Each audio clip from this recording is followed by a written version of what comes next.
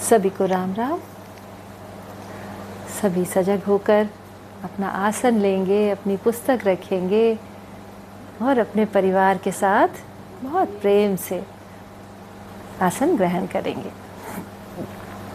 और आज के इस पाठ में एक बहुत ही अच्छी चौपाई है जो कि हम आपसे अभी आने वाले टाइम में उसको बताएंगे, उसके बारे में बताएंगे। पर अभी सबसे पहले हम लोग गहरी श्वास भरेंगे, गहरी श्वास छोड़ेंगे। ध्यान से देखिए, परिवार के सभी सदस्य आपके पास आ चुके हैं, सब बैठ गए हैं। मेरे पास तो सभी बहुत आराम से आसन वासन लगा के सब बड़े प्यार से बैठे हैं, सब बहुत सुंदर लग रहे हैं। तो आप सभी गहरी श्वास भरेंगे, गहरी श्वास छोड़ेंगे, प्रभु का धन्यवाद देंगे कि जिन्होंने आपको इतना समय दिया कि आप बैठकर मेरे साथ रामचरितमानस, श्री रामचरितमानस का पाठ कर रहे हैं। तो हम सब बहुत ही भाग्यशाली लोग हैं। तो अपने लिए एक बार खुश हो जाइए कि आपका पूरा परिवार आपके साथ श्री रामचरितमानस जी का पाठ कर रहा है, और निश्चित जानिए कि इसका बहुत सुंदर फल आपके पूरे परिवार में देखने को मिलेगा।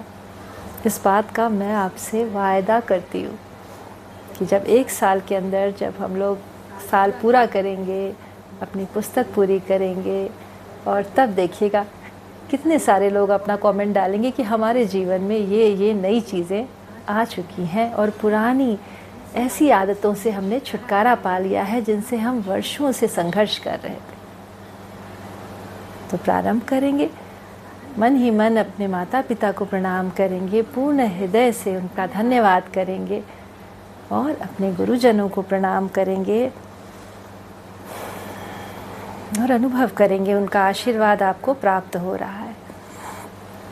पूरी मुस्कुराहट के साथ अपने आराध्य का स्मरण करते हुए भगवान श्री रामचंद्र का ध्यान करेंगे,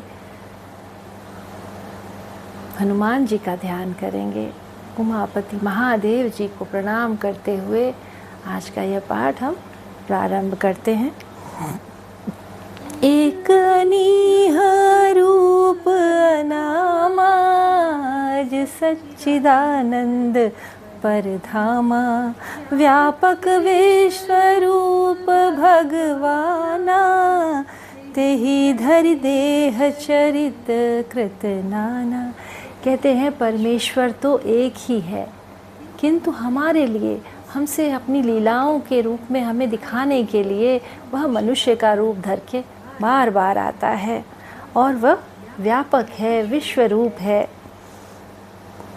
सो केवल भगतन हित लागी, परम कृपाल प्रणत अनुरागी, जेहि जन पर ममताति छोहु, जेहि करुणा करी कीन्ह न केउ। कहते हैं भगवान इस पृथ्वी पर सिर्फ अपने भक्तों को प्रेम देने के लिए, उन्हें अपनी लीला के द्वारा कुछ सिखाने के लिए, और जिन भक्तों पर बहुत ही कृपा करते हैं, बहुत ज़्यादा कृपा होती है, वह उनके इस लीला में एकदम भावुक हो जाते हैं, ममता से भर जाते हैं, और जिन पर कृपा कर दी तो फिर उन पर कभी भी भगवान ने क्रोध नहीं किया।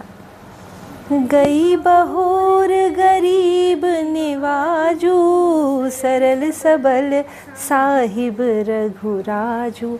अब बहुत ध्यान से इस चौपाई को सुनिएगा, क्योंकि यदि इस चौपाई के साथ एक बहुत ही खास बात जुड़ी हुई है कि यदि आपकी कभी कोई वस्तु खो जाती है, तो आप यदि इस चौपाई को पूरी श्रद्धा और भक्ति के साथ पढ़ते हैं तो आपकी वह खोई हुई चीज़ आपको प्राप्त होती है। ऐसा इसके साथ मान्यता बोली गई है, लोगों के अनुभव रहे हैं। तो बहुत ध्यान से इस चौपाई को कहीं बाद में लिख भी लीजिएगा कि जब कहीं कोई चीज़ ना मिल रही हो तो आपको याद भी आ जाती है। इस चौपाई का यह महत्व है। कहते हैं श्री प्रभु श्री राम जी गई हुई वस्तु को फिर प्राप्त कराने वाले हैं। ऐसा हम नहीं, श्री रामचरितमानस में तुलसीदास जी कह रहे हैं कि यदि आपकी कोई वस्तु चली जाती है तो वह पुनः प्राप्त कराने की क्षमता कौन रखता है? प्रभु श्री राम रखते हैं। तो बंधु बर नहीं हरि जस अस जानी, करहि पुनीत सुफल निज बानी। कहते हैं बुद्धिमान लोग श्री हरि के यश का वर्णन करके अपनी वाणी को पवित्र करते हैं और वह उन्हें उत्तम मोक्ष दिलाने वाली बन जाती है। तेहि बल में रघुपति गुण गाथा, करहु नाई राम पद माथा। मुने ही प्रथम हरि कीरत गाई, तेहि मग चलत सुगम मोहि भाई।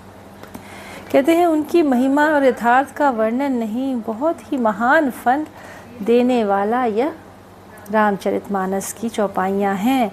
मैं भगवान के चरणों में सिर रखकर उनकी कथा का गुणगान कर रहा हूँ और अपने जितने भी साधु संत वाल्मीकि और व्यास जी हैं उन्हीं से प्रेरणा लेकर मैं यह गुणगान कर रहा हूँ। जमंगल भवन अमंगल हारी, द्रवहु सुदशरथ अजिर बिहारी। अति अपार जे सरित बर, जो नृप से तु कराही। चढ़ी पीपली कऊ परम लघु, बिनु श्रम पार ही जाही।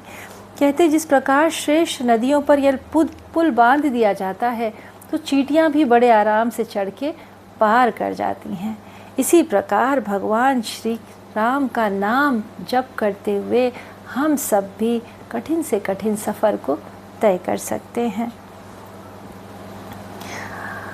एहि प्रकार बल मन ही दिखाई, करहु रघुपति कथा सुहाई।